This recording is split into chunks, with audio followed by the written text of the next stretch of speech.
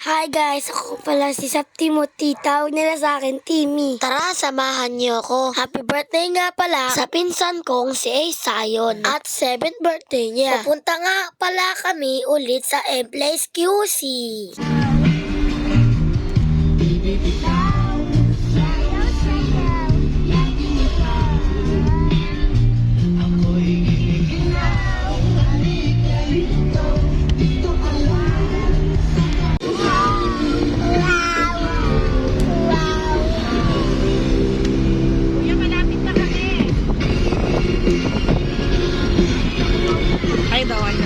Tinlex ko lang ang mga kapatid kong mga botete. Galing nila kumanta, di ba? Magkasunod lang pala ng birthday ni Ate Cyril at ni Ace. Nung nakaraang linggo kasi, galing na kami dito. Ang saya lang pagkasama ko ang mga pinsan ko. Tuwing weekend, bida-bida na naman ng kapatid kong botete. Kahit walang tsinelas, gusto maglakad. At pagpasok namin, mag-picture-picture muna kami at bago maputok ang mga lobo. Kay Sansan pa lang kasi, mainit na mga lobo na yan. At ayun na nga, diba? Pa nagsisimula ang party, ubos na kagad ang chicken. Lagot talaga, 18 pieces na ubos na. Kaya naisipan ni Mami, magpansit canton muna kami. Sinundong nga pala ni Tita Jet ang iba kong pinsan. Start na, tara na!